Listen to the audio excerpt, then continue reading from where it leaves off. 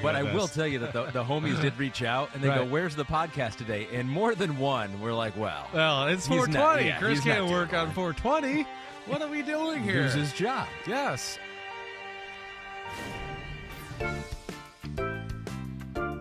Oh, baby, look at this.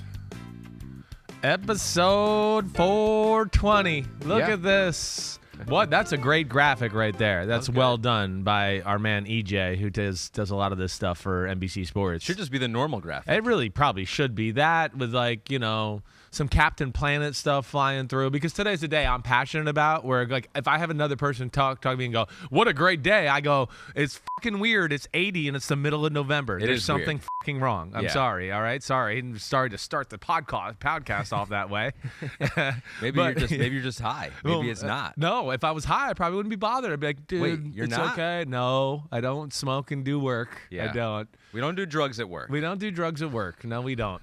We wait till we get home. All right. Yeah. For those that are listening, it was the marijuana leaf. Yeah. It was all green, the logo, and 420. I think that should be our new look. That could be our new look. And it's not 420 on the date. It is our 420th episode of Chris Simms Unbuttoned. All right. That's why it's the big day. Did you ever in your wildest dreams think you'd make it to 420? Well, I did. I mean, I did, yes. It seems like it was like, you know, a long time ago when we started this, but I guess I figured when they re-signed me for a new contract, I was like, a good chance I'll make it to 420 now. Yeah. So but when we were starting out, though, in like episode 3, and you like, wondered, who's this Ahmad guy that's yeah, with me? Ahmad. Who is this Ahmad guy? Yeah. I know. No way this works. We've come a long way. We have come a long way. Yeah, we've grown closer as a family. We're Morgan, buddies. Pete, Kristen, Gabby, yes, everyone. You're full-time host now, so that's cool too. We've got some extra camaraderie. We've a little big extra. props to Paul Burmeister, who was here helping us out for a long time, right?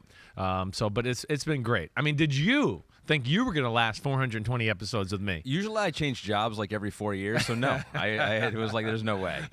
But we've made it. Here we are. Yeah. And we'll have a theme for the podcast today. Oh, We'll yeah. keep it in the theme. Good. As we go through every game, that is our promise and our guarantee to the homies Guarantee out there. to the homies. Everything, which was easier this week because there were some buys. Yeah. We had 6 teams off. Right. And so that'll make it a little bit easier. But we had some big performances. Hold on one second. Oh, no. One more thing. Oh, you're already pulling out the Columbo. I am. Well, I want to know how your fucking birthday was, jerk. Yes. Okay? Yeah.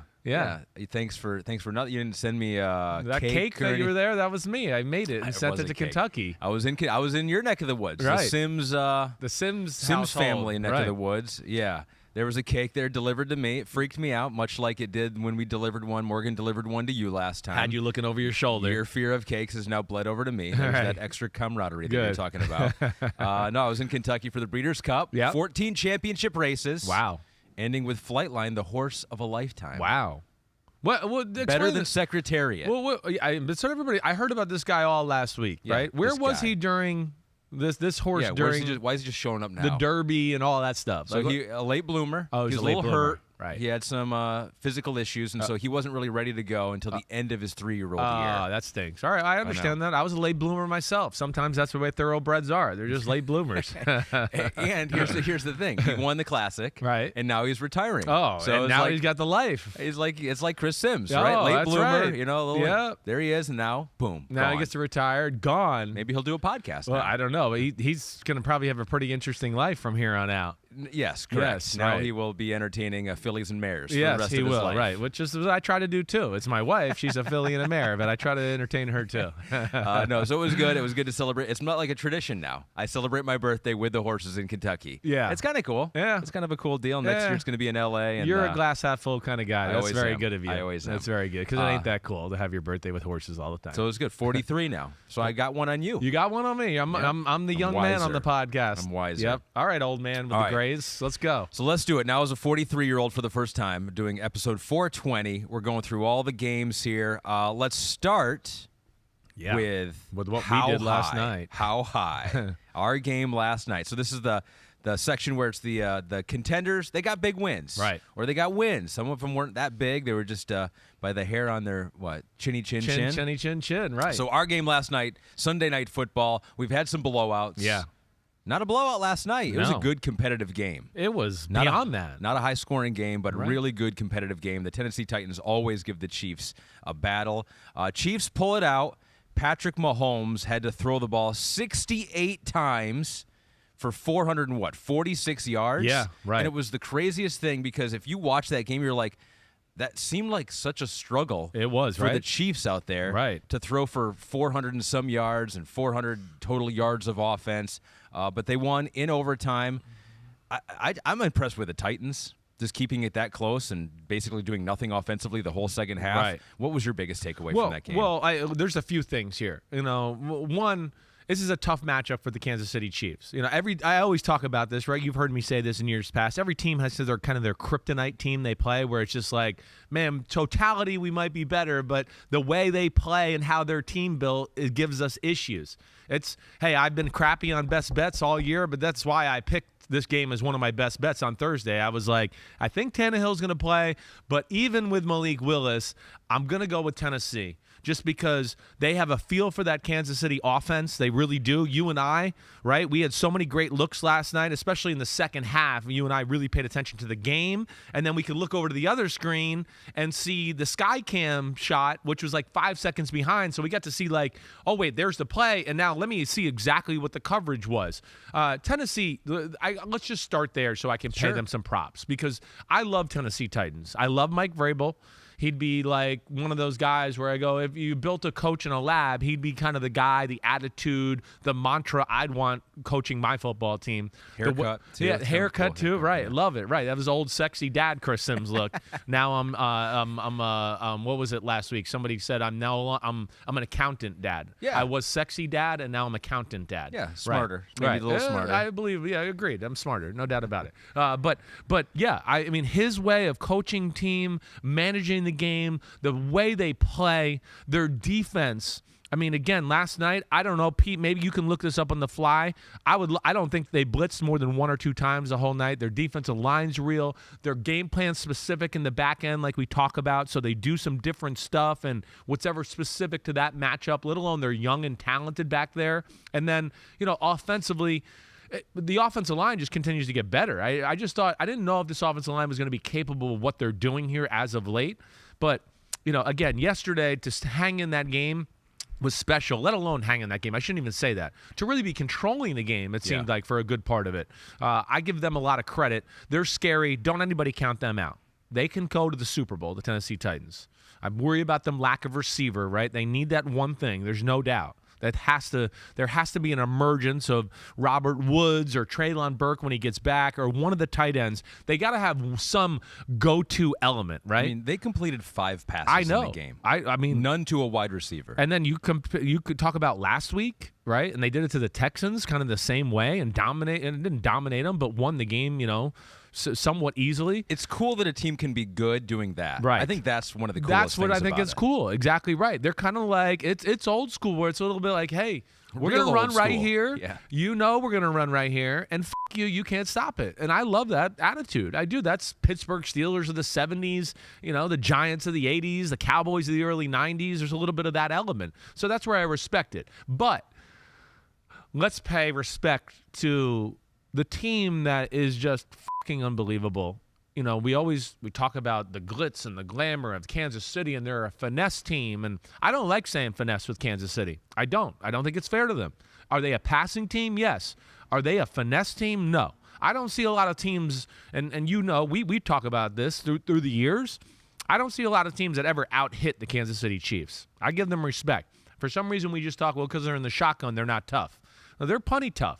They were fine mixing it up with Tennessee, getting in their face. But you said it. It was the ugliest 440-yard performance. It was guts and grit and a guy hanging in there with nobody open and waiting to the last second and never really throwing a perfect spiral or feeling comfortable all night, but just getting it done because he is one of the greatest football players we have ever seen in football. That's just my take on it. It's like backyard football. It was It's right. like backyard football. We were watching the end of the game going, again, we had that cable cam so we could see it. But I mean, we were going, look, nobody's open, and you're right. But he's just gonna make it happen. He doesn't care. It's the opposite of like the West Coast offense, where it's like boom, boom, boom, get it out. Boom, Right. boom, boom, get it out. It was Right. like boom, boom, boom. All right, run around back there for a while. Right. Yeah, figure exactly. something out. Oh, nobody's open. Oh, still nobody's open. Okay, I'm going to have to run. Or still nobody's open. I'm about to get killed, but I'll throw a crazy ball. And, oh, my God, we completed it. It's a first down. I mean, it's the damnedest thing we've ever seen. It really is. And I think that brings me to the point, like what the other thing that we talked about while we were watching the game together last night. That was the first time where I watched the game and there was a different approach by a defense to Kansas City that I had seen, where it wasn't about necessarily take away the big plays. It wasn't about let's just sit back and stay patient underneath. I think they've come to this point of the year and seen 8 games or 7 games of film before this and went, you know what? They're pretty patient and surgical underneath in the short and intermediate pass game. We're going to fucking lose if we play, let's take away the big play thing, because he's going to pick us apart like he's done to everybody in football all year. And they played a game plan where how many times during the second half did I go, look at the safeties, Ahmed. This is Kansas City. They got safeties at 8 and 9 yards because they were looking for the short stuff. They were going to stop the 5-yard Kelsey throw and the 10-yard Juju Smith-Schuster throw over the middle where then he runs for 8 yards more after the catch, and Kelsey's same thing. And that's where I found it fascinating. It might have been the first time I went, ooh, they kind of missed Tyreek Hill. It might have been the first time. And they got to have, an answer for that type of defense, because now teams are going to dabble on that in certain situations. And their counter to that is going to be, okay, maybe we got to have a few ways to maybe take some shots down the field and back the people off again. To your point, the Titans, they blitzed 5 of the 78 pass plays. Right. So just a handful of times. Okay. And the Chiefs really had no running game to make them worry about there. Patrick Mahomes was the leading rusher, 63 yards, his most ever in a regular season game. He is the first player in the Super Bowl era with 400 or more passing yards, a pass TD, and 60 or more rushing yards, and a rush TD in a single game. So file that away. That's special. Another thing that Mahomes did there. But, yeah, no real running game from the Chiefs. Is that a concern for you moving forward? It's not a concern because I don't think people are quite realizing this yet. And I'll even take it to Thursday night with the Eagles-Texans game. Al Michaels, Kirk Herbstreit, they're doing a great job, right? I'm really enjoying listening to them. But they were talking about, like, I'm surprised, the Texans are running the ball on the Eagles. And I was surprised too. But what I don't think people have really realized, and if you haven't studied Tennessee yet, their defensive line is epically good right now. It is as dominant as there is. I mean, they were pressuring Mahomes all night with 4 people. They said, we don't give a if you want to run it, Jeffrey Simmons, Danico Autry, and company, we're going to stop it. It doesn't matter. They would be scary good if Harold Landry was healthy. But I really like their team, and I think they're only going to get better on this defensive side of the ball. Christian Fulton just got back. He's a special corner in my opinion. The rookie they got out of Auburn, Roger McCreary, he was one of my 6 or 7 corners in the draft process. He's damn good. They got good safety play. Their linebackers are good. And we saw some of the coaching and the things they do as far as the defensive side of the ball. Ryan Tannehill back, and then an emergence of a receiver is going to make them dangerous. But damn, Kansas City, I give them respect for their toughness. And let's keep it real. I mean, they fucked up the Tennessee run game in the second half, right? It was non-existent. And they got torn up in the first half. In the second half, they went in, they readjusted, they manned up. They played a little bit more big people at the line of scrimmage. They played a lot of 8- and 9-man fronts, and finally just said, I think, fine, if you want to throw a go route or a fade route and we're one-on-one, so be it, but we're not going to let you run it up the middle with Derrick Henry all game long. And they really did a great job. They really did. 0 combined yards in the final 7 drives for the Titans. That factors in sacks and all that stuff. Derrick Henry had 92 rushing yards in the first half, couple touchdowns. Second half, just 23. We mentioned it a couple times. The wide receivers, they don't have that guy. They can separate. They can get. They did. They used to. Yeah. A.J. Brown. Right. Now with the Philadelphia Eagles. he was fun. He was tweeting last night. He was having a ball. So he was watching NBC. That was cool. Yeah, it was. He probably enjoyed our halftime and pregame show. Ain't nobody open, and just a shot of a guy laughing, looking at his phone there. And he's like, this is me. Right here. He did delete those tweets. He deleted them? He did delete. That's what Pete notes here. What is up with that? Then he sent another tweet that said, repeat, nobody is open. No one's open. He might have felt bad. He might have some friends on that team who are receivers. I don't know. Yeah, that's probably really it. Probably felt. Hey, even though they're going to understand. They're going to be like, they get it. He's like, I can't get open. I'm sorry. I mean, I'm sure a little bitter. He wanted to be there. I mean, he did. He wasn't looking to break the record in money, as we saw, the contract he signed, but obviously Tennessee wasn't willing to do that. And what's crazy is, I just go back to that, GIF. I don't know if we got it, Pete, and you could pull it up, just when they traded him away, and then Mike Vrabel had to get up in the draft room and shake his head and like, whoa, we just traded that fucking guy? We had the perfect formula in the world. Run it up the middle. You got to put everybody in the middle to stop it. Oh, now there's nobody down the field. Look at A.J. Brown. Nobody can stop him. And honestly, that to me is the only thing that maybe stops Tennessee from going where they go, is that move right there. He has 718 receiving yards. The Tennessee wide receivers combined have 658. Yeah. And I don't know what they can do at this point. I mean, Odell Beckham's out there. Maybe he could help. Do you really think he's going to want to go there, though? Do you think he's going to want to go there and go, well, maybe I'll get 3 balls on a Sunday playoffs after they've run it for the 74th time? I mean, I don't know. It could be good because you could be the go-to guy, but I don't think he's going to be ready to be the go-to guy right away, too, which could lead to unnecessary pressure. But, yeah, they got a little problem here with this, Ahmed. I don't know what they're going to do. For those watching, Pete and Kristen and everyone have worked their magic. Do we have that shot of Mike Vrabel? Oh, okay. They're working on it. All right, we can get back to it. It's to me, it's just such a cool gift because Vrabel and GM there, John Robinson, who I have a ton of respect for, they got a great working relationship, and they're on the same page. But if you're watching, here he goes. Look, here's right after the trade. Look at this. He's like, watch the crick in the neck right here. Look at that. I love that crick in the neck.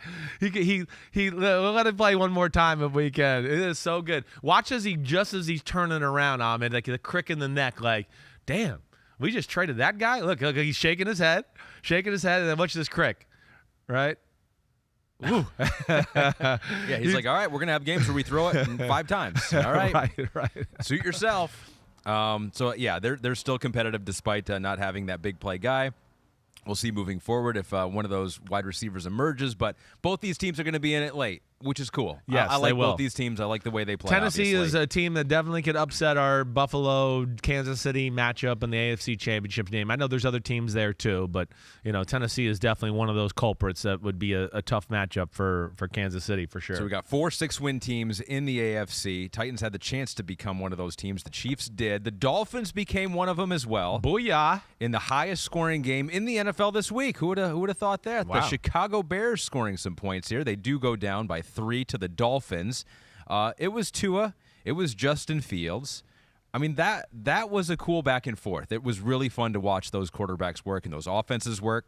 At Jake GP says, would love for you to highlight the Fields versus Tua matchup here. One is a quarterback with all the passing stats, but didn't have to make one hard throw. The other had to fight for every yard. Is that you that wrote that? Did you write that? Are you me. Jake? I'm trolling GP? Tua. I like it. Well, the guy, he's fucking keeping it real. He knows, and the one guy didn't have to make one hard throw. He had to make a few hard throws, but his point is, he's never going to – that's not what he's going to be doing, throwing the lasers into tight coverages or whatever else. But what he's asked to do, he is doing very, very, he very is phenomenal, well. And the point is this with both of these guys, right? They're doing what makes sense for their quarterback, and they're making the best of it, and they're accentuating all the strengths, and they've limited we're not going to throw 20-yard comebacks with Tua. That's not what he's good at, so we're not going to do that, right? And to me, that's the important thing, and that's something we don't see all the time.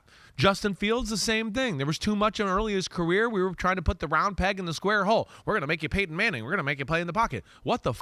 Well, he looks more like Peyton Manning now because the pressure's off a little bit. He's making plays. He feels good. I made a few runs. All right. Now the pressure's not on me because I didn't hand the ball off, and now it's 3rd and 8, and I have to throw a strike. He's in the game. He's in the flow of things. It's opened up the field. But, man, this was a fun game to watch. It really was.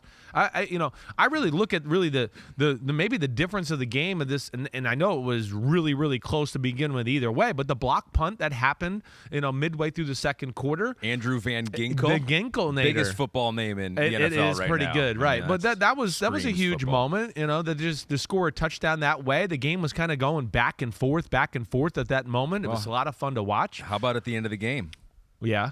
Pass interference not called on Chase Claypool. It was one of the themes of the day yesterday.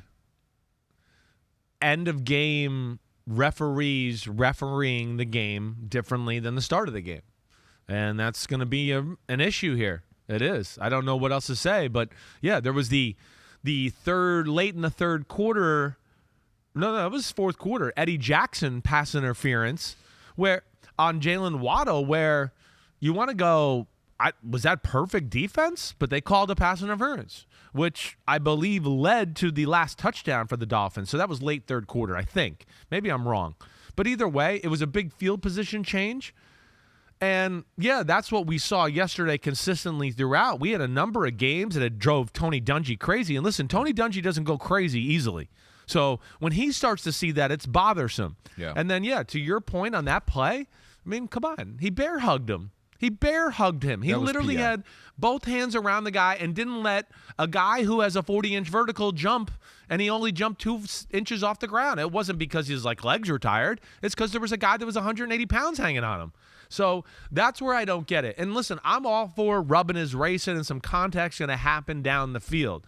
But there's got to be a point where you just go, okay, I know it's late in the game and I don't want to get affect this game as a referee, but this is above and beyond rubbing his racing or contact down the field that's incidental. Mm-hmm. This was blatant. And I think that's what's going to bother some people in Chicago today and the next day on talk radio and everything. I have that one controversial pass interference as 10 minutes to go in the game. Okay, it was 10 minutes. So it was just a field position change. And I think Chicago actually got the stop. Later in that drive was 4th and 1, and Tua had a bad pass. Oh, that was the one he missed the guy in the flat, right? Yes. He had it, and he wanted it back almost right away. So as they say, ball don't lie. Yeah. But at the end there, I would have put him basically in field goal range to kick a potential game-tying field goal for the Chicago Bears. Yeah, that's right. It didn't happen here. But man, oh man, I kind of want to give some more love to Justin Fields. Let's do it. Because there was a point I was kind of teetering, right? It's like, man, is this guy going to be able to do it at all in the NFL? 4 weeks ago, we were saying that, right? And he just ran for the most yards a quarterback has ever run for in a regular season game. It's 4 or 5 weeks ago. I was just going. I mean, it's not bad, but it's certainly not good. And there are concerns. I mean, I had people in Chicago on talk radio calling me everywhere. I went on and did a little NBC Sports Chicago. You saw me do it, right? I talked to them for 20 minutes. All they asked me about was Justin Fields. I answered the same question 7 different times, right? Yes. I mean, I really did. That's what it was, because they just can't get off the subject. But to me, again, life changed in Chicago on Monday night against the New England Patriots. When they brought out the quarterback design runs, it makes defenses have to play a different way now. Where before they were, old school traditional, and we're going to run up the middle, and we're going to high percentage passes, and we're going to play that way, and it's just not the way they're built. So he's the best weapon they got on their offense right now, and his running is some of the greatest running we've ever seen in the history of football. Yeah. I mean, we just got done talking about the Titans who can win a different way. Right. And so you may still have questions about Justin Fields throwing, which I think there obviously still are. Yeah. But there's no reason to believe that you can't win a different way in the NFL with a guy that can run like that. 100%. And we're seeing a guy that I think has already shown growth in throwing the football. Is he where he needs to be? No, but it's going all in the right direction. And to me, this was my point all along. I was saying this last year and everything. Why do we draft guys like this if we're not going to utilize what they can really do for themselves and for the team? And it's just made them different. They're fun to watch now. I mean, they really are. I mean, it's watching Michael Vick or Lamar Jackson run around the field. You don't see that happen Randall Cunningham. I mean, this is like what? You were getting ready to throw and you did a karaoke and hopped and then took off and fucking just pulled away from the Miami Dolphins who got fast people all over the field. So, yeah, that was extremely impressive. And the Dolphins are a lot of fun to watch too. They are. They put you in so many different binds. McDaniel is the closest thing to Shanahan in football. He's got great knowledge of defenses and knows how to expose the rules within the defense. And it all just fits with Tua, who's great at playing that style of football anyways. This is why we thought maybe this marriage could work. Mm-hmm. He's great at doing, the stuff we've talked about or maybe been negative about with Jimmy Garoppolo. This is right in his wheelhouse. unbelievably quick release, unbelievably accurate in those short to intermediate throws. Guys run and catch after the throw. He's got great movement skills, and they utilize all that. So I love watching them play. I really do. Their defense is still concerning. They're too talented on that side of the ball to be letting up some of the plays they are, but their offense is puts so much pressure on you. I don't really know if the defense has to be a top 15 defense in football. This might be one of those, like we've said, they just got to make a few plays every now and then, right, Ahmed? That's kind of how I look at them. They're going to let up some plays. It's going to be a little bit like Kansas City, where teams are going to empty the kitchen sink on the offensive side of the ball when they play them, because they're going to go, we really can't stop them the whole day. So you guys are going to have to kind of push the envelope. So that's going to lead to them giving up some plays and doing some things. But, Dolphins, they're legit good. I mean, of course, Tyreek Hill, 1,104 receiving yards, most ever by a player through the first 9 games of a season. Yeah. I loved that 18-yard touchdown to Jalen Waddle in the end zone where he came back to the ball. What great ball skills. Great ball skills. skills. Like he came out of nowhere, was coming back to the ball. Across the field, right? That one you're talking about. Yep. And he kind of was like 3-4 yards deep in the end zone and caught it like a yard deep in the end zone. Exactly. I was undercut like, the guy. Yeah. Well, I don't think every wide receiver does that. They definitely don't. Jeff Wilson, their new toy from the 49ers, 9 rushes for 51 yards. Day. And so they got some things they can do offensively. And so both these teams got to feel pretty good about where they are right now. Bears not going to be in the playoff mix, but the Dolphins could definitely do some damage, I think, in the playoffs. No doubt about it. The Dolphins. See if they can do it in cold weather. Well, that's going to be a question. Sure, it is. They seem like a warm weather dome team, a little bit, right? Yeah. They have that feel. That's why last night on the show, I was it's the greatest show on grass right now. Yeah. They kind of are that. It's a good theme for the greatest show on grass, 420. Like that? Save it for the headlines. Move that down into the greatest show on grass. Using my big brains. With that theme, how high are the Seattle Seahawks going to go this year? Because I don't think we would have thought, week 9. They get pretty high in the air, Yeah, Seahawks. they do. You're right. They'd be in first in the West and it's by Seattle. A game and a half. Right. Oh, you're right. That is Seattle, too. A lot of high connections there. They beat the Cardinals. 31-21 was the final score. Geno Smith threw a pick 6 in the game, and that just got him angry. After that, he led 3 straight touchdown drives. They got an offense. It's another team with an offense that can make some big plays. Kenneth Walker, you got those receivers, and you got Geno playing like Russell Wilson from 5 years ago. I know. It's still the coolest story in football. It really is. It makes me grin. It makes me laugh. Last night I know we talked on the show, like Seattle's a definite playoff football team. I guess I haven't come to the sense of like, I think they can actually get to the Super Bowl yet. But they're getting close to me saying like, hey, they're a team that I actually think can get to the Super Bowl. I think it's real. One, we've praised the defense. The defense it's different this year. It's playmaking. It's creative. There's not as many blown assignments. So they're a different animal on that side. And then the offense it's a little bit like Miami. I mean, it's not quite as creative, but poses the same problems we talk about, where they make you defend every inch of the field. They got weapons galore you're worried about. Oh, gosh, it's Fant down the middle. Oh, it's DK over here. It's Lockett over here. Oh, Kenneth Walker's running up the middle. I mean, they pose problems, and they're aggressive, and they're showing creativity on that side of the ball that I didn't know Seattle was capable of. I mean, so one of the most fun teams to watch, and that wasn't easy yesterday because Arizona's defense is good. I mean, it was what was it before the pick 6? It was a 10-7 game halfway through the third quarter, right? Somewhere in that range. Nothing was coming easy at that point. But really, to me, the problem or the difference in the game is that Seattle's defense, smothered the Arizona offense once again. Arizona's offense just isn't good. That's the problem. The defense is plenty good. They play good, but it's like we always talk about. When you're out there every 4 plays, eventually the dam breaks. They've been saving them all year. But here we are there, with Arizona, and it's nothing comes easy to them. And Seattle's a force. They really are. Kyler made a few plays, all that, but the playmakers and the overall playmaking of the Seahawks on both sides of the ball is very fun to watch and makes them tough to beat. Yeah, after that 83-yard drive on their first possession for the Cardinals, the Seahawks made it very difficult on the Cardinals. 83 yards combined on their next 7 drives. The offense for the Cardinals did not score again until 3 minutes left in the fourth so quarter. Good. I'm glad you're backing me up with this. Yeah, because that's what it felt like. So how are they doing it? And the Seattle defense, Pete notes here, has forced 16 fumbles, 5 more than the next highest team, the New York Giants. Yeah, well, we talked about this a little last week, of just their ability to create and make plays. There's no doubt. One, they're towards the top of football in sacks. They have, 13 forced fumbles, 8 of them they recovered, 5 interceptions. So that to me is, creativity on the defensive side, and they got some guys that are maybe a little more dudes than I thought. I mean, Uchenna Nwosu, I'd never expected him to have the year he's having. I always liked him in with the Chargers, but he's like right now proven to be one of the better edge players in the NFC in football right now. And then, what they've gotten out of some of the young corners, and of course, the Tyreek Woolen is special. Mm-hmm. Jordan Brooks, the middle linebacker. And then the defensive line has a little of everything. I don't know if there's a star outside of Uchenna Nwosu, but they can play like that matchup game, and they have depth, right? What we talk about, where, it's a big team. They got a lot of big people they can do. We got to play a little, pass defense, corral Kyler Murray. We got a lot of those guys, too, to do that. So there's depth and versatility in their front.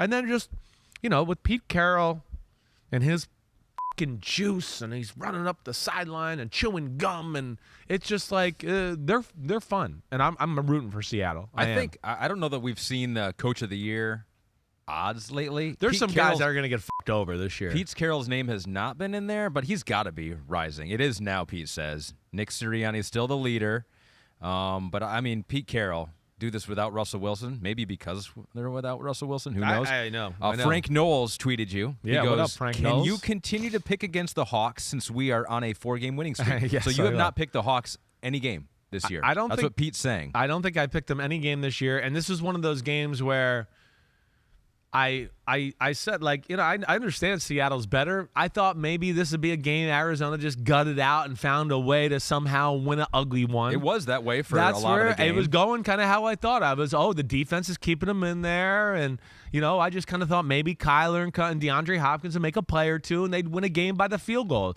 Not every game. You can't go down the league and just pick, like, exact with, like, they're a better record, I'm picking them to win. Yeah. I try to find those 2-3 games where you don't see it happening, or I didn't think this could happen, and this was one that I thought maybe it could happen. Well, it was a 3-point game. Cardinals went down and scored with 3.5 left, and I love that the Seahawks then got the kickoff. It was 3.5 to go. Yeah, right. And the kickoff return went to the 15-yard line, so they're back farther. And I think a lot of teams would be like, all right, we got Kenneth Walker. Let's just run it 3 times. Maybe we'll get the first down. First play, get Geno out, roll out, little in the flat, Noah Fant, and then he goes 51 yards. Right up the sideline. Right. Yep. It again shows their explosive ability, and that they're scary that way. They really are. And they believe right now. And yeah, I'm not ready to say Super Bowl team yet, but I'm definitely, playoffs for sure. Win a game in the playoffs for sure. They are definitely capable of all that, but they're starting to maybe change me to think they're a little more serious than I'm giving them credit for. BetMGM has our Coach of the Year odds. Nick Sirianni is the favorite, minus 130, but then you got Kevin O'Connell. Right. From the Vikings, plus 700, and then Pete Carroll right with him, plus 700. It's a tough year. I mean, Mike McDaniels, what he's doing, Robert Saleh. You just talk about Dayball. Yep. Sirianni is certainly very willing of that. Why isn't Mike Vrabel in that conversation once again? Yeah. Right? That'd be another one I'd throw in there. Mike McCarthy would be the same thing. Like, there's some guys this year where I go, holy shit, who won't be on there? It's Frank Reich. Because he just got fired. Why you got to drop that on me right now like that? Frank Reich got fired. Wow. Okay, let's save that for Colts talk. Yeah, it's all right. That's all right. I just had to add it. I just felt like it was too, we were just talking about Coach of the Year, and I knew he was fired. I got a text. Why you got to bring the mood down like that? That's not surprising. Well, let's light up a doobie and get it better then. I'm kind of glad you brought that up though, because I was going to say the same thing about Cliff Kingsbury, and I know that they maybe worked a new extension or something, but it might be kind of a fake extension. Yeah, right. I think he might be in trouble. I don't disagree with you there. I don't at all. It's the offense is stale. The team is built for the offense to be special, and it's not at all. The defense outshines it, like we're talking about, with a bunch of guys that, most people, if we went on the street and we said, who's on the Arizona Cardinals defense, people would be like, J.J. Watt? Yeah. And that would be it. And you'd be like, yeah, okay. He's there. He's still good. Yeah. But yeah, some people might know Budda Baker, to Pete's point, right? I mean, people who get in the weeds are going to start to know more and more of those guys. But yeah, their offense is the disappointment of their football team, no doubt about it. So we'll get to Frank Reich. Yeah, we will. Who's going to join Chris in his activity probably later today.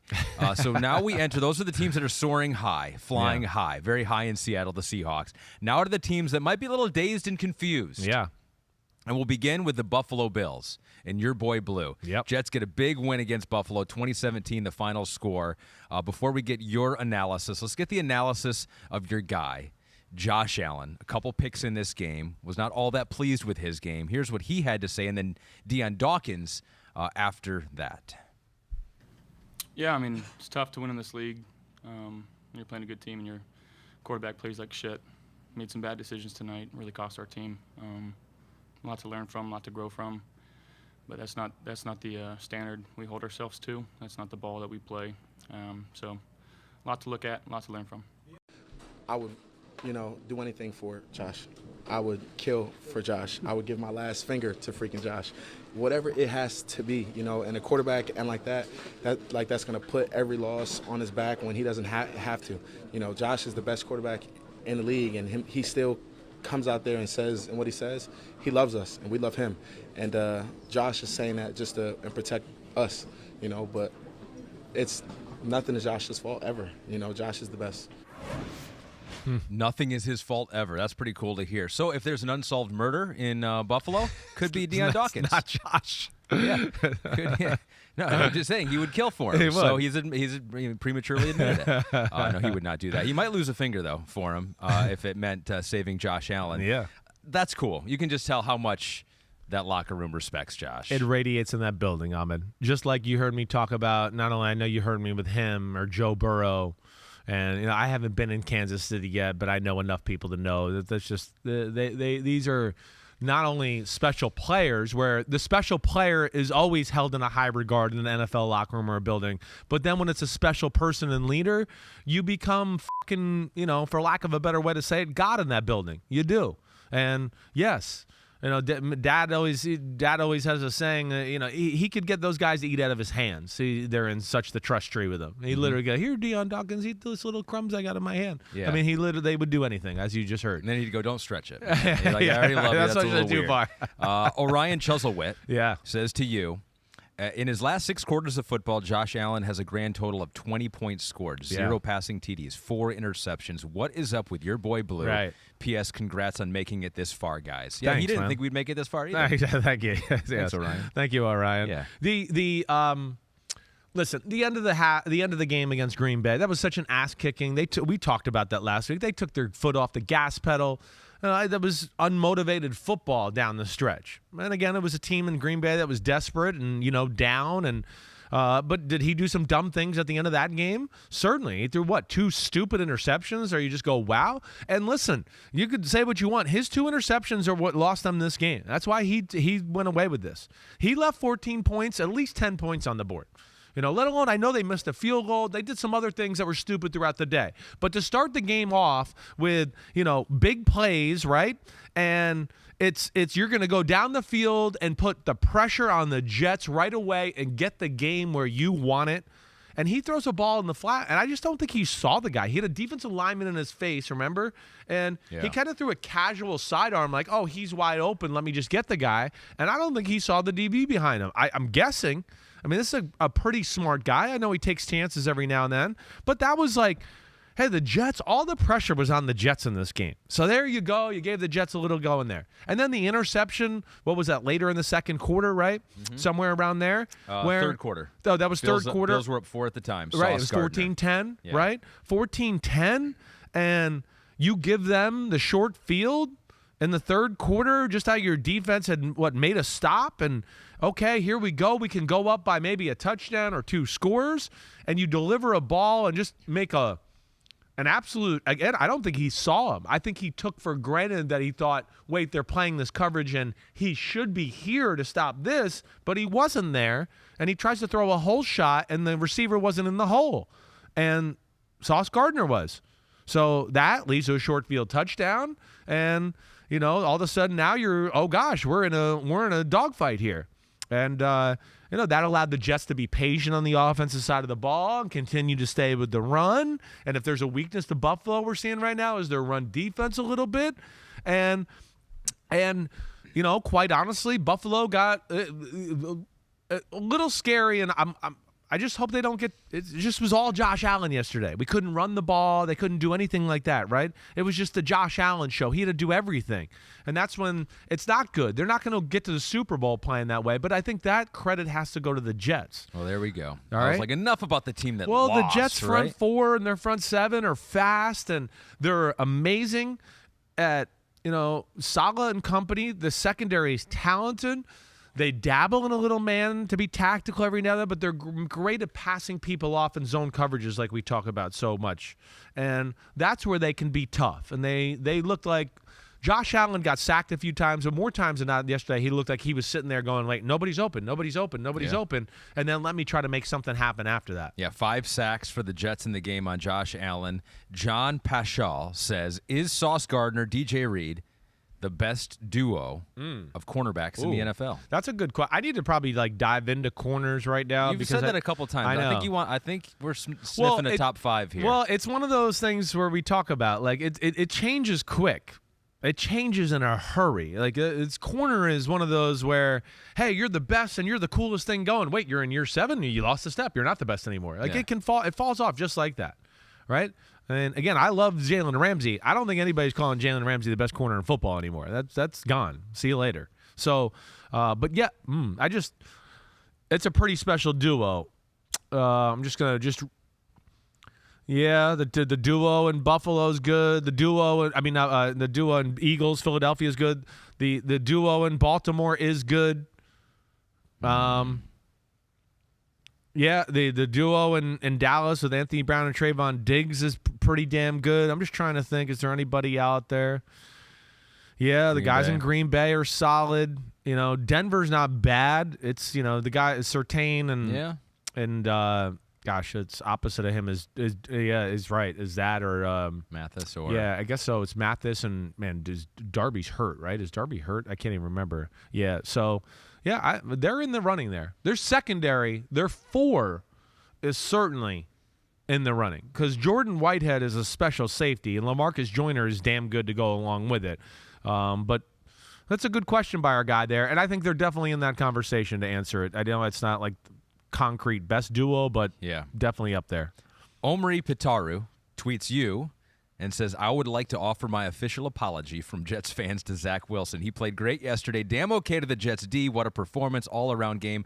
But Zach Wilson, so it's interesting, last week, the week before this one, his time to throw, 3.27 seconds. That was the 6th longest in the NFL. This week he was getting the ball out fast, 2.39 seconds. That was the 5th quickest in the NFL. Yeah. It was, definitely part of the game plan. Don't let Buffalo, Von Miller, Greg Rousseau, and that company, strip sack fumble, get us playing. The Jets got back to what we saw in the 4-game win streak. It's run the ball. It's defense, fly around, make a play or two. Zach Wilson, be somewhat conservative, and that splash play will kind of pop, and then we need you to make that big play when that kind of appears. And that's what he did again yesterday.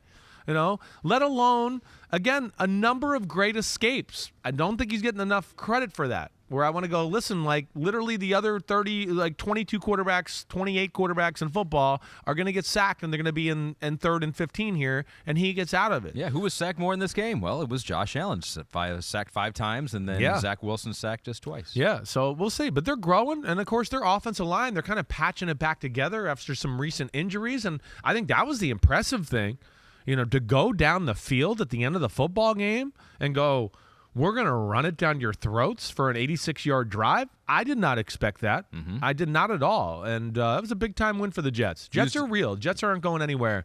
They're going to be in this conversation all year long. Michael Carter looked good. Yes. James Robinson, their new toy from Jacksonville. Great trade there, getting him. No doubt about it. Put him right in the offense. And so, Jets have 6 wins, 6-3. Are the Bills just dazed or completely confused? I think they're just dazed. Okay. I'm not worried about it totally here. Allen, with him at quarterback, I just think they hit a little bit of a lull. They hit a team that in New York who was coming off a bad loss and is more talented than I think people want to give them credit for in the New York Jets.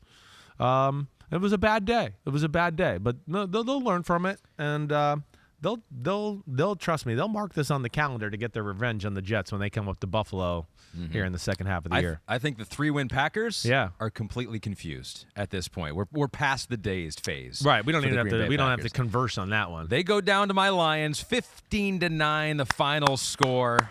Felt so good in there. Roar, Lions. Dan Campbell, after the game in his press conference, he goes, "To be honest with you, I'm exhausted.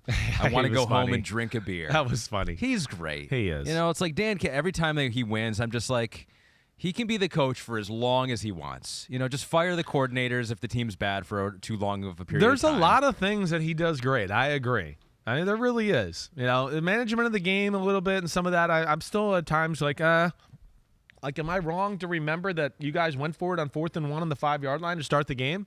Yeah, and didn't get points. You know, I didn't love that.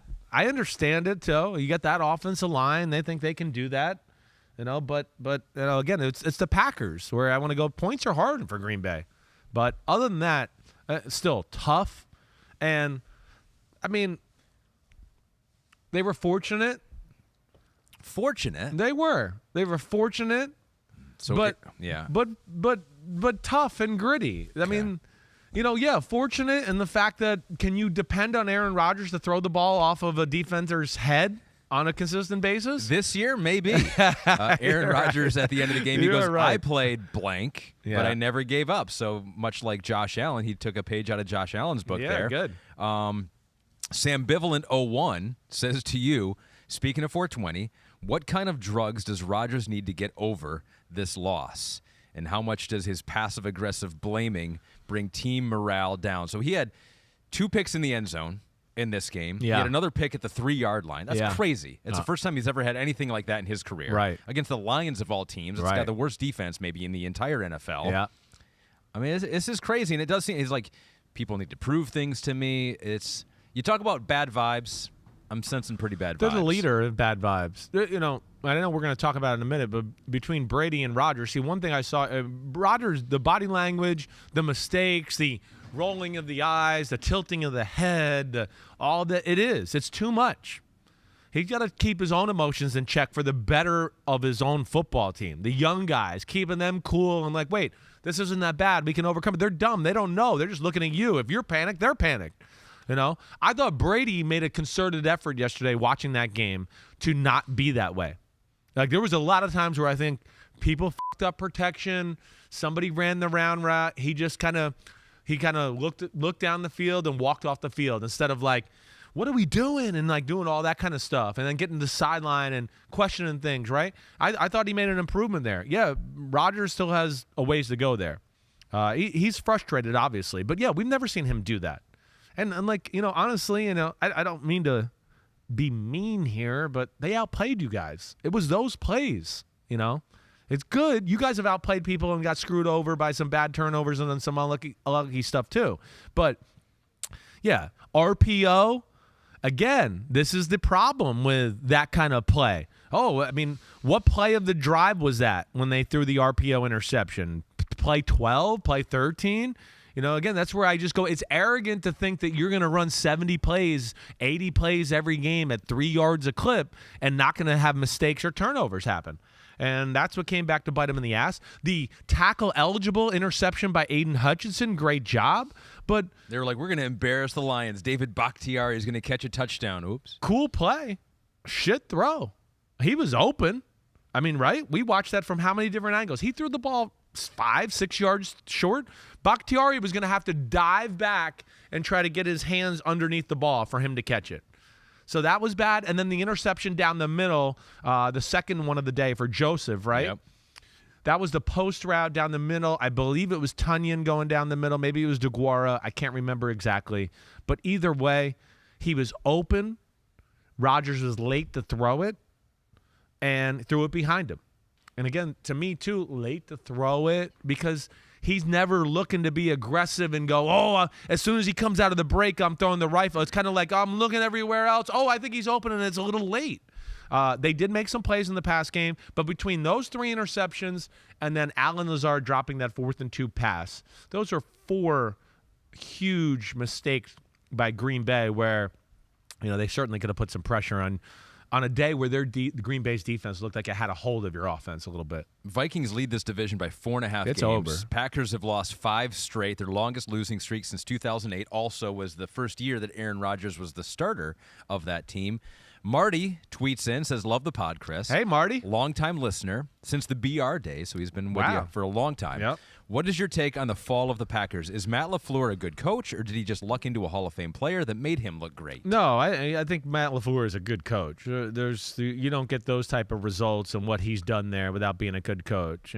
Mike McCarthy wasn't getting those results there at the end. You got to remember some of this stuff, and I know not everything's the same here. But do I wish LaFleur and the offense were a little more creative and cutting edge? Sure. But I don't know if that's totally his fault. I think he's got a quarterback that kind of wants things in his comfort zone and doesn't want to add too much, like we talked about 2 weeks ago. We want to be simpler, right? Or is that the word you use? Simpler? Yeah, simpler. Simplify. Simplify. Yeah. And LaFleur was like, what does that mean? We're the most simple offense in football. He's like, what the f***? I can't. He goes, have you seen the Bengals? Seriously. But my take, Marty, is just that of course, the weapons on offense is a real issue. And Rodgers has compounded that issue by not really having the aggressive frame of mind throwing the football, too, and really living in the let me look to throw the ball underneath. They don't attack that way. Their defense is very good. It hasn't been dominant like we thought. I thought they'd make a few more plays here and there. But that's my biggest thing. Lack of explosive plays. We've talked about that for 6 weeks, Marty. It's hard to win going 12 plays, 75 yards every time you drive down the field. At some point, you got to have some plays that take some pressure off the team, and they don't have that. And now they're starting to make mistakes too on top of that. And yeah, they're in deep trouble. Packers confused. Lions get to celebrate on a Sunday, a rare Sunday celebration for us Lions fans. 2 teams that were in the Super Bowl and won the Super Bowl here recently. The last 2 winners from Super Bowl to Super Bad. Oh, you haven't even seen that movie. I have not seen that movie. Super Bad's pretty good. McLovin, and all that stuff. I have seen that movie. You've seen that one? I did see that movie. Okay, yeah, good. That was a good movie. It is pretty good. Buccaneers and Rams, a game that neither team deserved to win, maybe. I don't know. It was ugly until the end. Looked like the Rams were going to win an ugly game. Yeah. And then they stopped Tom Brady 4th and 1 there late, 2 minutes to go, but then the Rams couldn't do anything, had to punt it back, and Brady had 40 seconds, and they went down and scored, and Tom Brady at the end of the game said, that was effing awesome. What's going on here? Why are they turning into you? Just like swearing up a storm. Right? I like it. I like it. That's right. That's right. It's inappropriate. Yeah, well, it's just, it's the Chris Simms Unbuttoned Ahmed Fareed effect. We're just rubbing off on everybody. Okay. Lead Papa says, what's up with that soft coverage the Rams gave Tom Brady on the last possession? It's like they got scarred by K. Dotton catching the ball down the middle to start the drive, right? And they were like, whoa, we can't let him do that. And no, the logic is let them fucking do that because they're going to run like 3 less plays. And they might not be able to, get down to the goal line and get the pass interference. It was crazy. Tony Dungy, that was the second most passionate thing he was crazy about yesterday. You were in there. I mean, he's always, looking at management and what you're doing on defense. Those are things that Tony Dungy was famous for. Yep. So he was winning games 13-9 with Tampa Bay for like 5 years. It wasn't because he was going, hey, throw the out route in the 2-minute drill so you can go out of bounds and, you can keep it going. I mean, that's how they won so many games, so he doesn't understand it. I don't understand it either. To not protect the sideline with a team with no timeouts and play defenses where the receivers on the outside get free access, and defenses where the guy covering these outside receivers have to respect the go route because they don't have help behind them. So now, they're not going to let you go run right by them. So as soon as you threaten them up the field, they're backing up, right? Going, oh, no, I got to protect the go route. And then you throw a 10-yard out and a 12-yard out. I mean, I don't get it. I got to look at it a little bit more closely. Let me just say this. I know they needed that to win the game at the end. I felt as the game was going on, that Tampa was the better team on the field. I really did in a lot of ways. I really felt like we were sitting there watching like L.A., just it was 2 plays the whole game. I guess that's the way I felt. It was 2 plays. It was a long throw to Cooper Kupp, and it might have been another long throw to Cooper Kupp, and that was like the whole day on the offensive side of the ball, right? He threw the seam down to Cooper Kupp for the 69-yard touchdown pass. Yep. And then he had that play where Remember, Stafford rolled out, and like Cooper Kupp acts like he's going to run the corner route, and then he comes across the field on a deep post route. You see the Rams do it every now and then. There was that big pass play, and I felt like that was it for the day for the Rams. But the Bucs, it just drops. Of course, Rams defense was good, and they did a good job of pressuring Brady and company, and they couldn't sustain drives.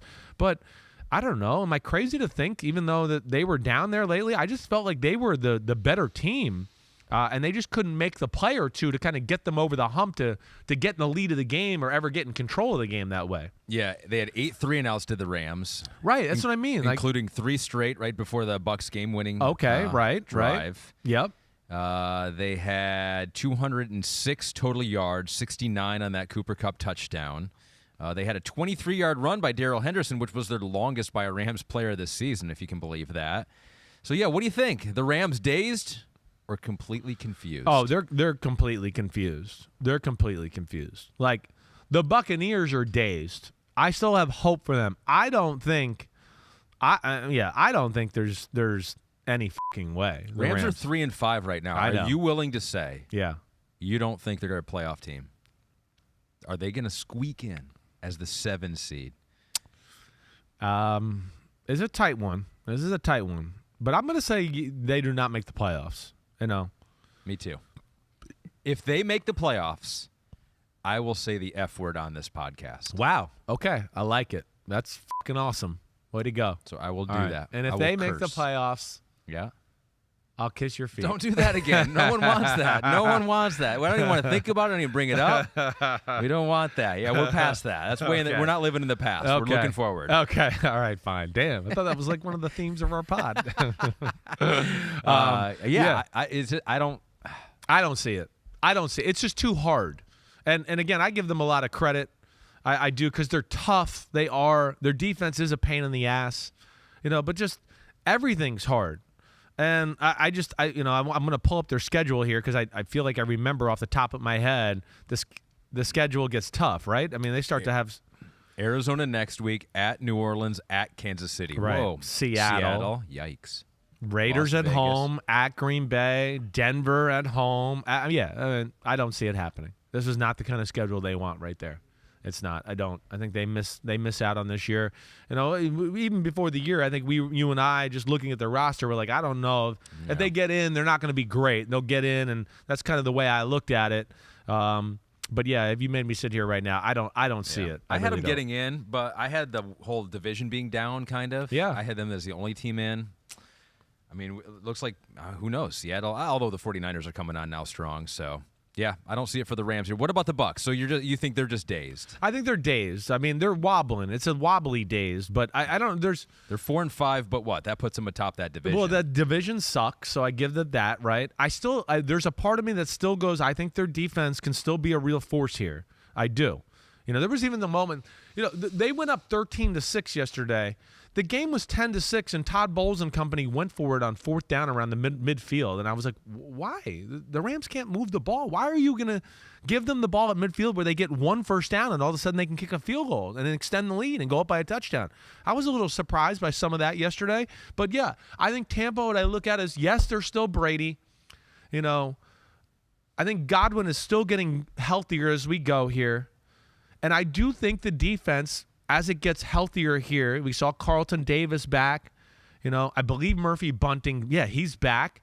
And then Akeem Hicks was back yesterday. So I guess I give them some hope to go, it's never going to be pretty this year by them, but I could see them winning a lot of games 24-17, and 20-14 here down the stretch. And they got veteran teams, and it's like one last run, last dance with us. It's kind of a cool story as the season goes on. Who knows? The win one for Tom, exactly right. But I do think there's some of that. People counted us out. They wrote us off. Hey, maybe they ain't gonna. The teams back. in their division, they still, Carolina, Atlanta, New Orleans are still on the schedule. I mean, again, those are, none of those teams we look at to go, oh, I think they're going to beat the Bucs. No, every one of those games we're going to go, we're taking the Bucs. There's the Browns left. So, yeah, I'm giving Tampa ugly playoff team. That's going to be, no one's going to be happy to see them coming to town because you're going to go, damn, that defense, and it's Brady, and that's scary. It is time now for a segment we like to call Damn Okay. Okay. Damn. I'm okay. Damn. I'm okay. Yeah, no, I mean, yes. I'm okay. The legal gambleizing. Oh, baby. I am Chris Simms. I'm okay. Damn. Boom. Okay. Boom. So this is going to be the half-baked edition. All so right, these are, man. Cool, bro. That's cool with me. These are teams that we think are good. They're in the playoff discussion, but they're not fully baked yet. They're Yeah. not like, well, this is a solid Super Bowl team, but they're like getting there. They're half-baked. They are, yeah. They're not fully baked yet, but yeah, they're half-baked. They're half-baked. They just need to take a few more hits of my shit, and they'll be full-baked. Some people might say that the Vikings are fully baked. They're 7-1 right now, but we still don't know. They got a good upcoming schedule coming up here of some tough teams. And so after that, maybe we'll say they're fully baked. But our damn okay for this win against the Commanders goes to Kirk Cousins, who made some gutty plays late in this game. And then after the game, You like that? it was the You Like That game against his former team. He was on the team charter with his shirt off, with love it. chains on. If you're watching, you can see it. If you're listening, you just have to imagine what that would look like. Kirk Cousins is actually quite ripped. He is. Got some muscle structure, no doubt about it. And on our Peacock show last night, he goes, now this is how you know they've kind of arrived. Like they're turning a corner here because when the white guy quarterback, Dorky, dances on the plane, you got something. Exactly right. You do. You do. Trust me. The dork quarterback, now Zadarius Smith, who's next to him, is going back down to the defense end of part of the plan. And I'm like, man, our quarterback's fucking cool. He's crazy. He's fucking crazy. He's a nerd, but he's cool. And he like, yes, this is how camaraderie starts right here. This is how teams believe. You know, that was the thing I said to you last night, right? It was the first thing I said. This shows you the state of their team. They're having fun, you know, and they're close. And you see that. And I think that's what is resulting in, whoa, late in the fourth quarter, we're okay. Let's stay together and pull this out. All right? So that's where I love it. I do. You know, Kevin O'Connell has brought a breath of fresh air there to Minnesota.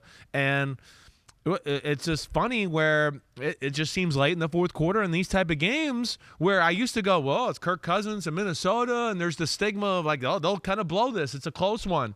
Right now you're going, no, they're going to come back and win it almost every time. And damn okay, yes, Washington disrespected him on the way out. They didn't want to pay him. He's certainly better than anybody they have had there over the last few years, that's for sure. And he made the play of the day, in my opinion. And we were watching together. It's 17-7.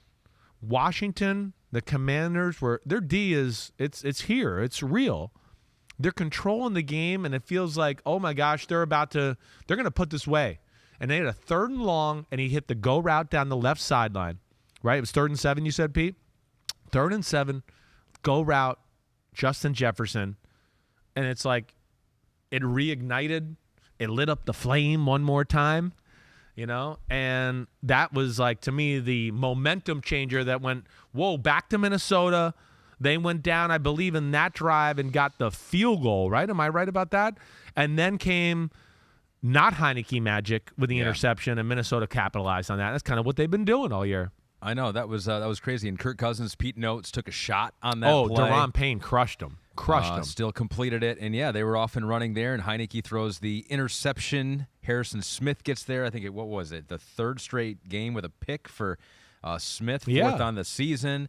And so, yeah, they were off and running. It was one of those rare games where when the game is gross and close, Taylor Heineke did not come through, although there was one play that helped them get that lead, and we do have the dots for it.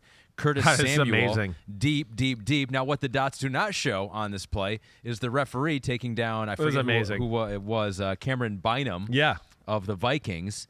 And 24, who's in great position. Stops. If you wonder why he stops right there, it's because he fell down and hit a ref.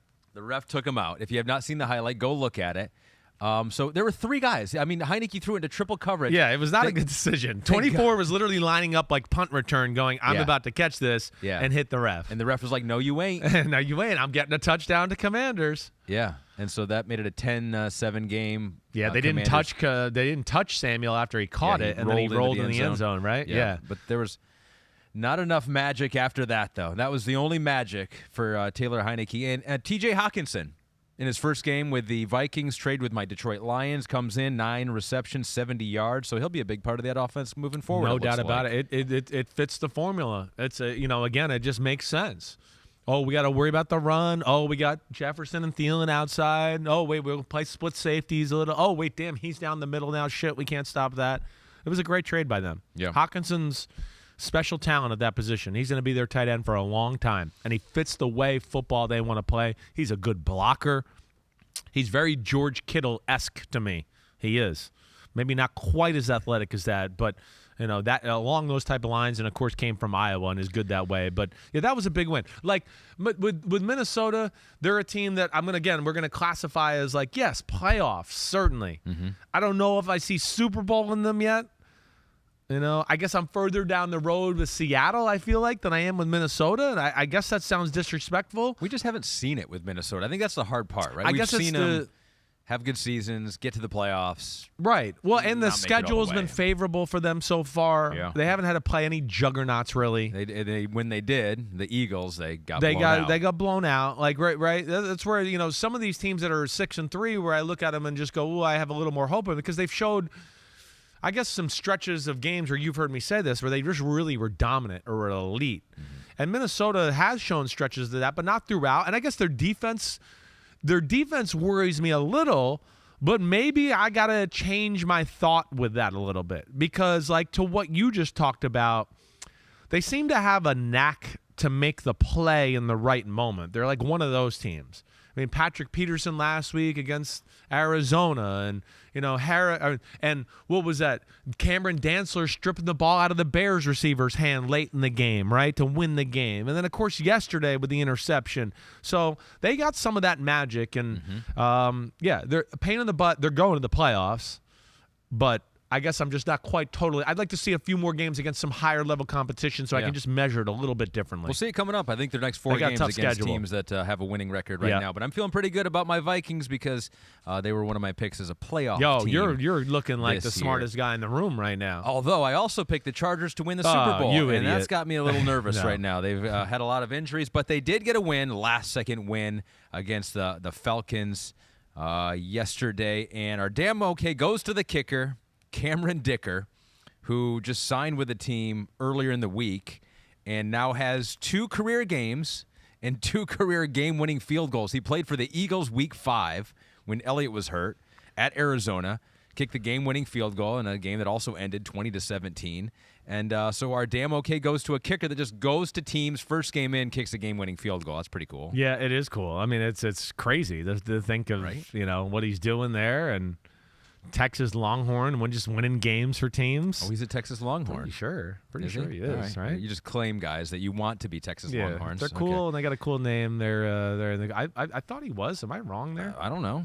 I don't usually know where a lot of players go to college, especially kickers. I got to look that up. Okay, while he looks, he went to college, right? Texas? Okay, got it. Damn. Rightly claimed. Well, see, that's what happens, too, when you smoke weed. You start to go, wait, maybe I'm wrong, and shit's just dazed and confused in my head. Yeah. Yeah, you're right quite a bit. This game was kind of ugly, back and forth. The play of the game was when it was tied late, and the Chargers are driving. It's like, they're in field goal range. Perfect. Oh, no. Austin Eckler, fumble, picked up by Taquan Graham, another Texas guy, I think, isn't he? He is. So there you go. You got the good and the bad in this game. And Graham's going back, number 95. Just, we got it. Rumbling, stumbling, bumbling. Just drops the ball. Just dropped it. And Matt Filer picks it up for the Chargers. And then next play, Herbert goes 22 yards to Josh Palmer. It's like it never happened. Oh, it is amazing. Palmer had a hell of a game. All the things we worry about with the Chargers, I think, still hold true. This is one of those games where I picked them to win by a field goal because I thought, well, there's not enough passing game with Atlanta that the Chargers will be able to kind of sell out in the run. And even with that, they're still not. They still can't stop the run very easily. I mean, the fucking Falcons ran for over 200 yards on them. Yeah, it is their 3rd game with 200 or more rushing yards. They're 1-2 in those games. Yeah, well, it's again, it's not always easy for them to get in the end zone. That's the big thing. The drives are few and far between. But same issues. Again, respect the Falcons. I think they're going to be in a lot of games like this throughout the year. This won't stop, and they're going to continue to be competitive. And that offensive line and how they run it, it's going to make, teams have to squeak it out to beat them. The Chargers, they have more talent and more potential than what they're showing, in my opinion. The run defense is certainly an issue. And again, the same thing as what we talk about really the last few weeks with the Chargers. And I know there's no Mike Williams and Keenan Allen. That certainly hurts them. But, they're just a semblance of an aggressive passing game has to be a little bit more. And he made the big play, like you talked about, the Palmer there after the fumble by the Falcons. Yeah. They were down 10-0 early and had a 3rd and 13 backed up. He threw another big pass to Palmer where he bought a little time. To me, that was like one of the plays of the game that led to their 15-play, 83-yard touchdown drive. But that kind of got momentum back in their way. And, yeah, they were just tough and gritty in this game, I feel like, and just kind of hung around. And Herbert made just enough plays to win, but yeah, the Chargers are a team that's have potential, but I don't know if they're anywhere near it, and I don't know what to think of them right now, and this is going to be interesting to see what they do here down the stretch. Well, they have trailed by double digits at the end of the first quarter in 4 straight games, and they are 3-1 in those games. So, it's bad, but also it's like the Chargers have done the opposite for a lot of years. So they they've have, had these you're leads right. and not figured out ways to win them at the end. Yeah. They are learning how to win at the end of these games. They are. They're efficient. As far as because his ability to throw the ball in the tight windows and move the chains that way.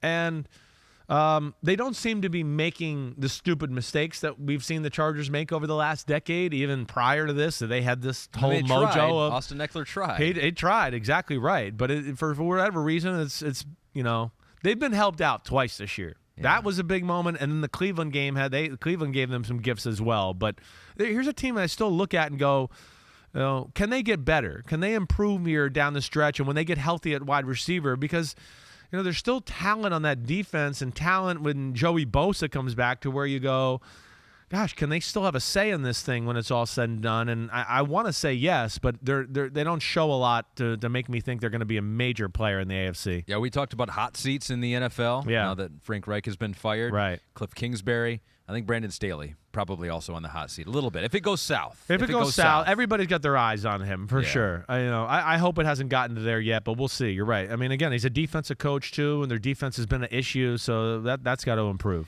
Random stat of the day, according to Opta Stats, it is the second time in NFL history there were 4 games with the exact same score on the same day. So we had 4 20-17 games. It's amazing. It happened back in 1924. October 5th. Going 4 way games back were here. 3-0. They ended 3. So you think offense is down now in pro football? The Chicago Cardinals beat the Green Bay Packers 3-0. The Milwaukee Badgers defeated the Kansas City Blues 3-0. Duluth Kellys, remember them? Great team. Oh, do. The Duluth, they're a powerhouse. The Minneapolis Mariners 3-0, and the Akron Pros defeated the Rochester Jeffersons. Damn, I just can't believe that. I'm looking at I had Chargers 27-23, so I was too much there. But you had a lot of 2017 games. I'm usually am always in the 20s. I had the Patriots Colts as 20-17, but that wasn't work right. Yeah, the Bills Jets, I gave them too many points. Right? Who's our other 20? Oh, the Chiefs game. I picked 27-17 Chiefs.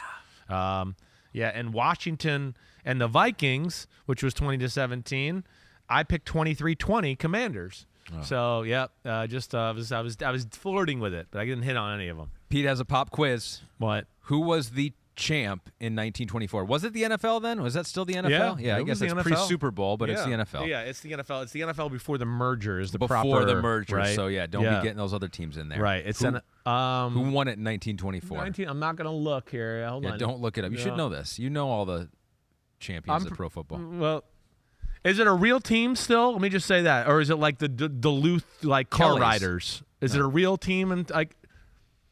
What's the? I don't have it. Is it Chicago Cardinals? It's the Bulldogs. The Bulldogs. Yeah. Shit. What city are the Bulldogs from? Wow.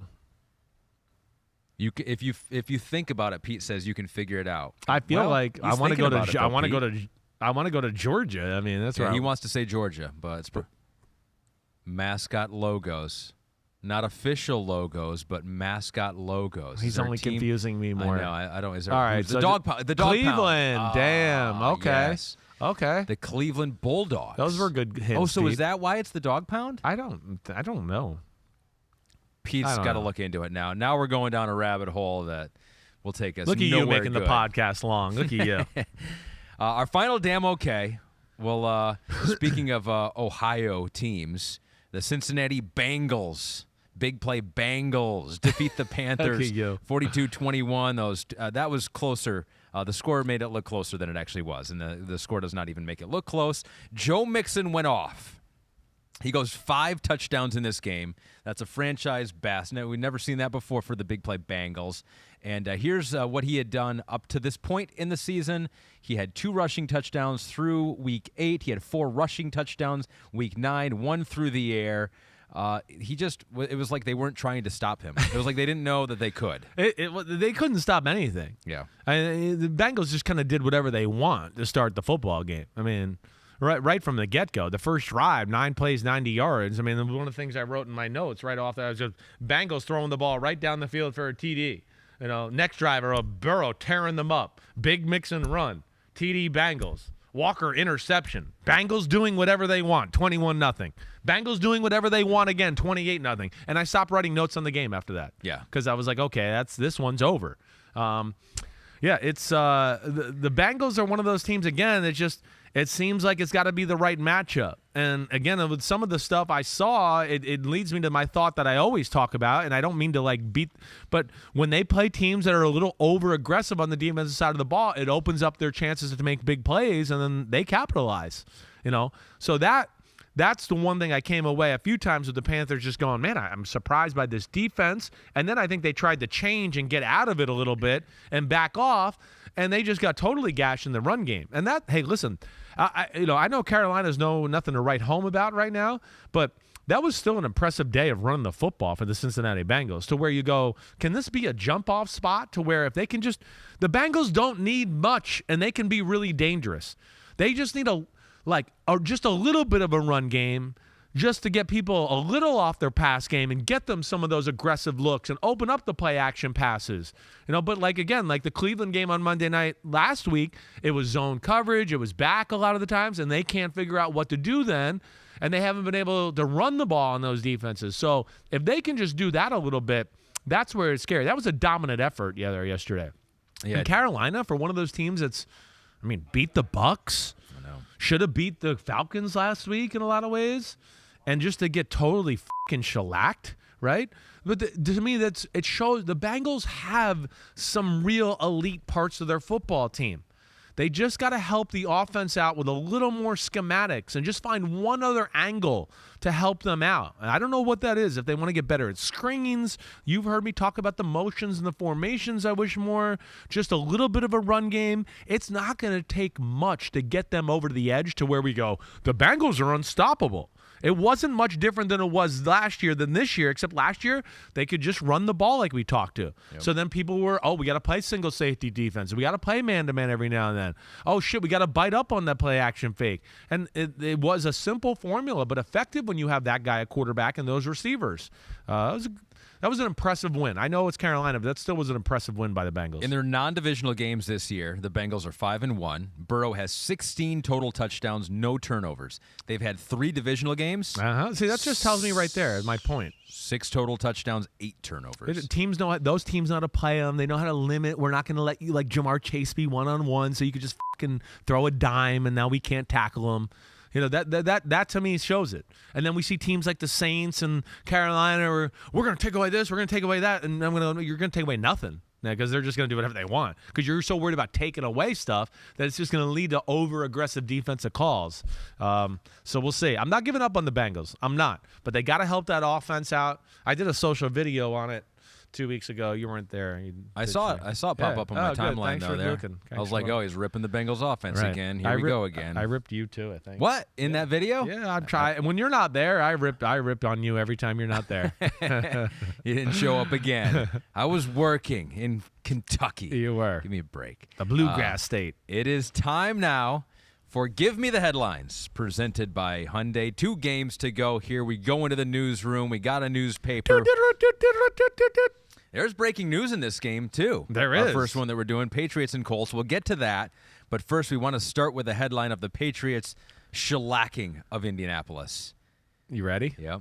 Na na na na na na na na na na. Hey Judon. Yeah, I like it. We are the fucking Beatles, you and me. I think we do harmonize actually very well. We do. We You do. know, I don't want to toot our own horn, Right. But I think that sounds okay. Yeah, it's one of our quirky good things we're good at. We definitely are. I don't know why we're good at it, but we are. Matthew Judon is good at taking down the other quarterback. He's got 11.5 this year now, I think. He had 3 in this game, 4 quarterback hits, on only 21 pass rush snaps. I mean, it's just insane. The Patriots, this was not even, I mean, this talk about blowout games. What? 26-3. Colts could do nothing. This was like, Big reason was Matt Judon. I like Matt Judon too. Yeah. What, Grand Valley State thing, I Yeah, think, right? exactly My neck right. of the woods in Michigan. Exactly right. They're just they just dominated. No conversions of third downs. The Colts were 0 for 14, 121 yards. I mean, the Patriots have played a couple of games that have just been like so boring because the Patriots have dominated so thoroughly. They do, and they just don't care. So they're just like, oh, well, this is what we got to do to win today, and we're just going to, just slowly going to step on your throat and just you'll suffocate eventually. I mean, it is that way. It is. I mean, the Colts, it is embarrassing, right? Am I wrong? Their only field goal came off of the Jacoby Myers fumble, right, that he had caught, and they got a short field. It was a fucking clinic, like an ass whooping.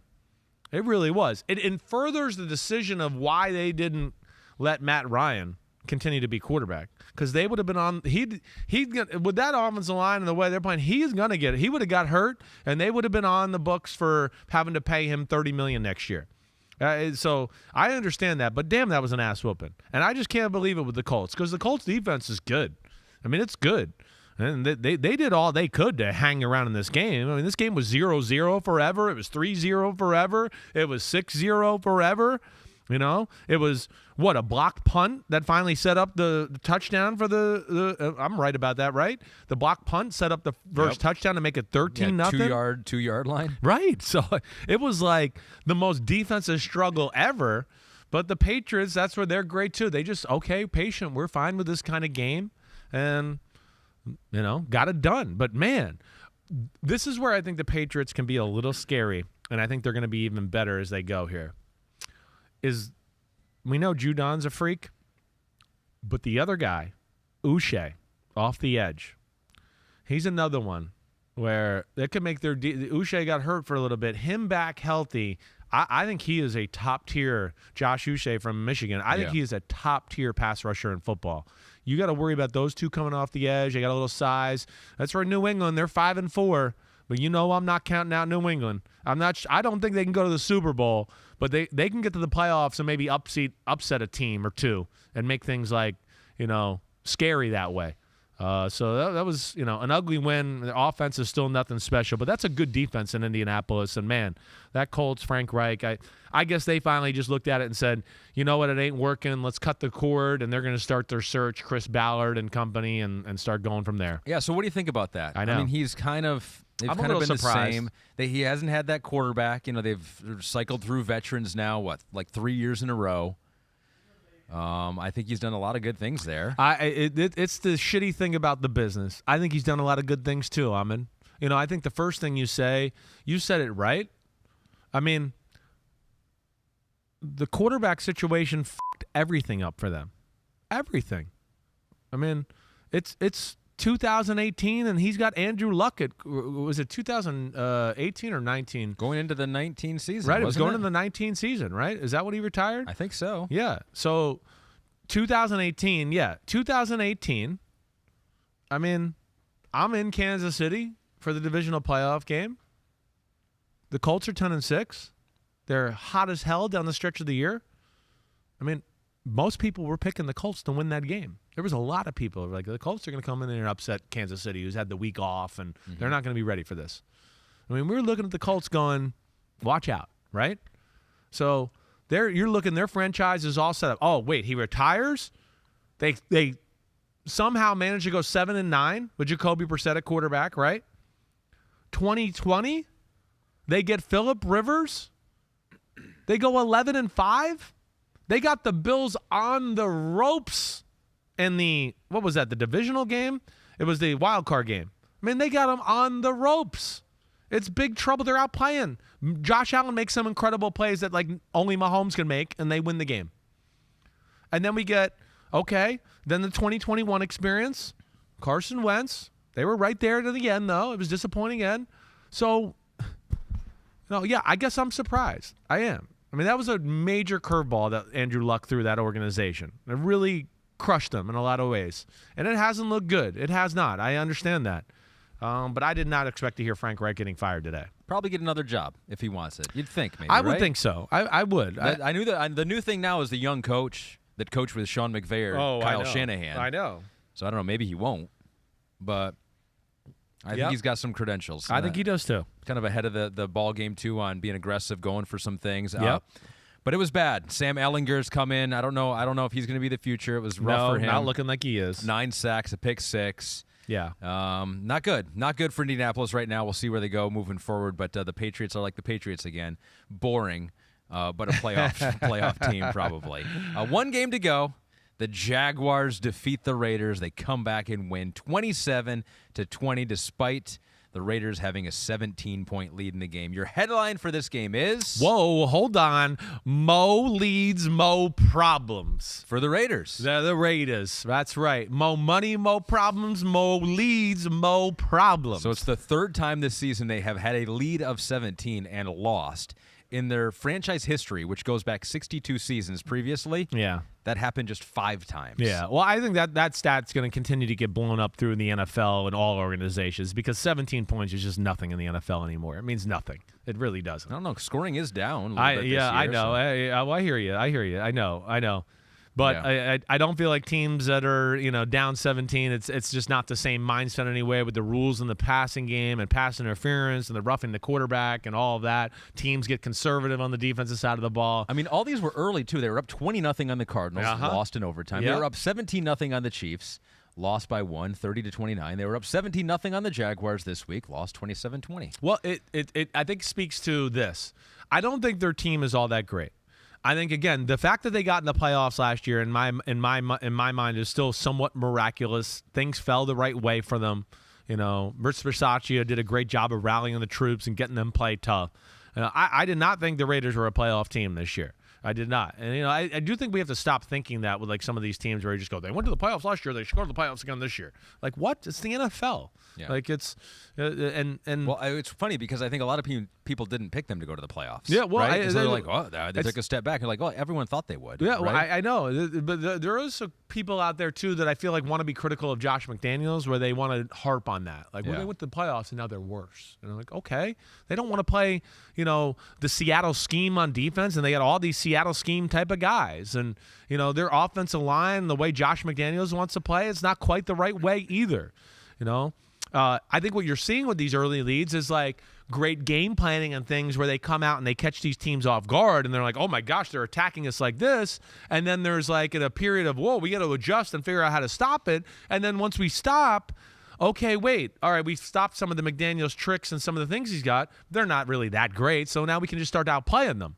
And that, to me, is the way it looked yesterday. There was an early fumble by Etienne, or it might have been Etienne. I think it was Etienne. It was a toss sweep where they fumbled the ball. The Jags were driving, and it kind of started the momentum for the Raiders. They go right down and score a touchdown. He threw the big, they converted a 4th and 1. He threw the big fade down the left sideline to Davante Adams. They stopped the Jags. They came back. They got the ball back. They ran the fake run, fake reverse, throw the ball down the field to Davante Adams, who was wide open for a touchdown. So it was 14-0.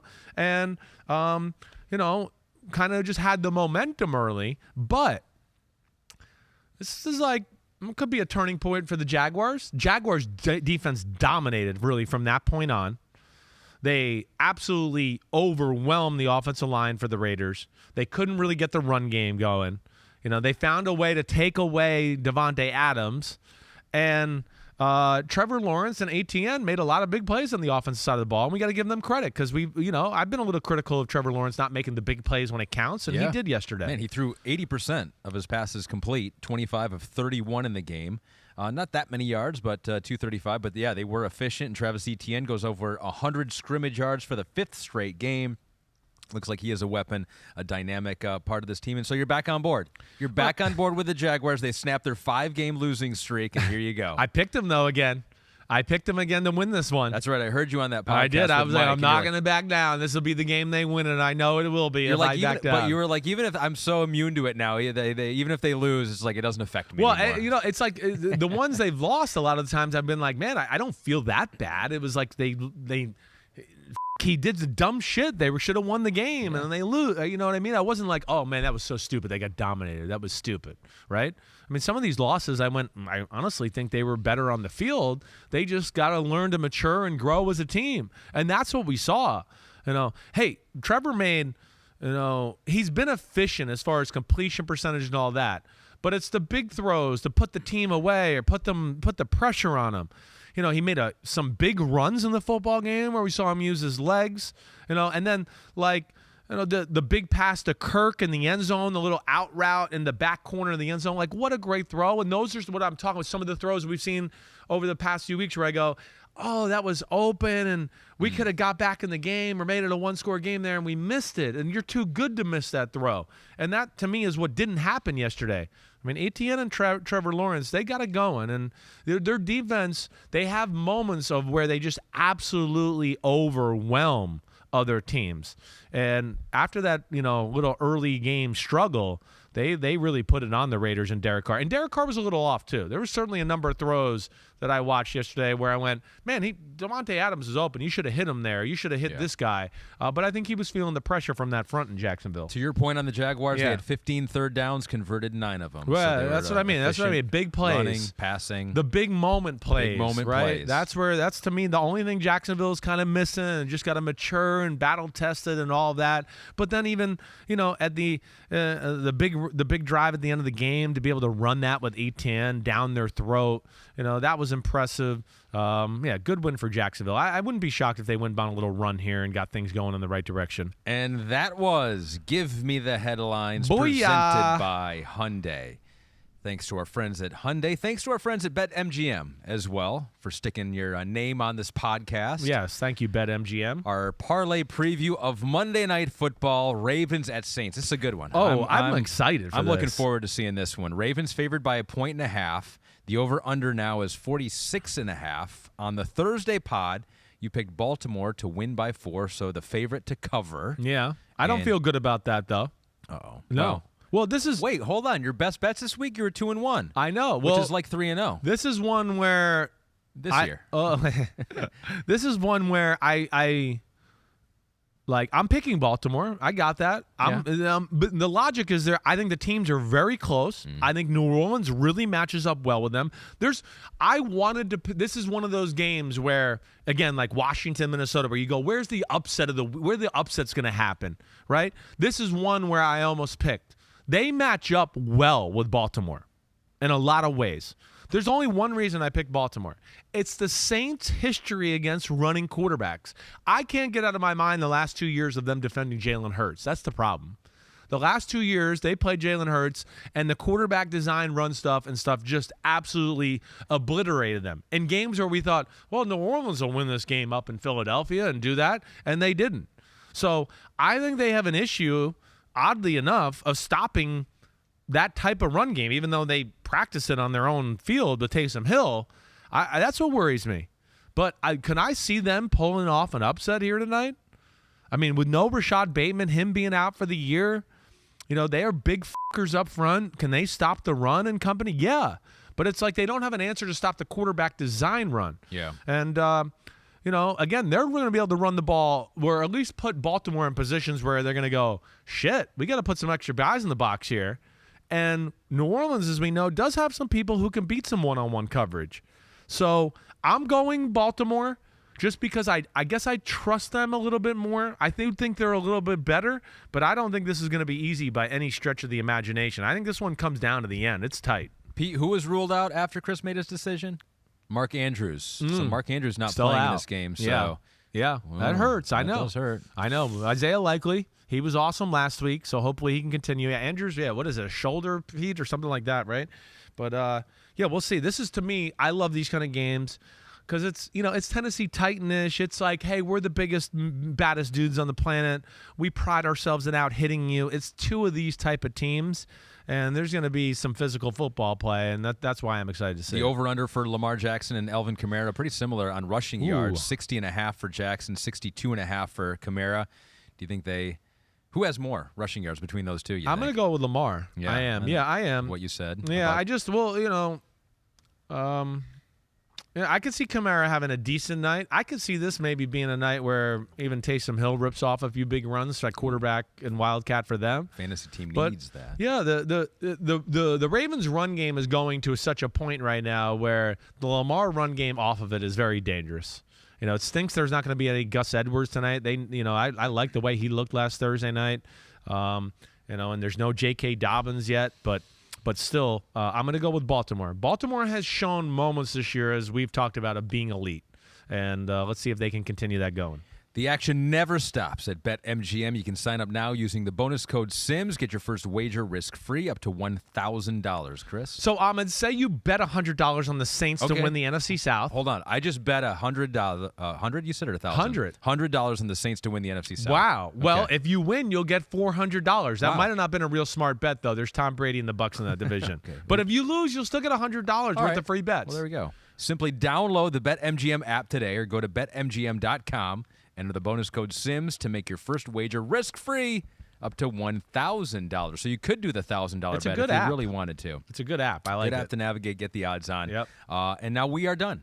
That is it. That's it? We promised the homies we would talk about every game. We came through again. Again, that's what we do. Yep, we did. That's right. 420 style. That's 420. Right. Now when you need somebody to roll it up and smoke them if you got them, we're the podcast. Now, I know it's not actually 420, but it is in our pod. Right. Will you go home and celebrate now? Well, you know what? You have got me thinking during this podcast to where I'm like, I might smoke tonight before the game. Celebrate a little bit.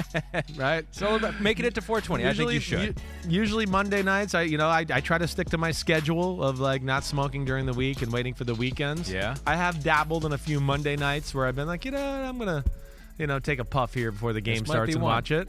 This might be one in honor of 420, and maybe I'll send you a picture so you can pretend you were there with me hanging. I might have a drink. A cocktail? I might have a cocktail. Some a little bourbon. Kentucky bourbon for you? Woodford Reserve. Look at you, the company guy over there. That actually is my favorite of all of them. Good. So, all right, let's do that. We'll do. That's my promise to you. I will drink tonight. All right, good. Sounds good. He's promising he's going to drink. I'm going to smoke. Who's got a cooler podcast host than that? All right, subscribe, rate, and review. But if you're under 18, don't listen to this podcast. Okay. All right. All right, everybody. I hope everybody enjoys the Monday night game. I think you will. We'll be back Wednesday. The Treasure Hunters. That's right. Yep, we're back. We're back, baby. The What the F Happened podcast. And again, please continue subscribe, rate, review, send in questions, challenge me on my thoughts. I always welcome that stuff. Certainly. All right, everybody. Peace out. Enjoy the game. Clap it up.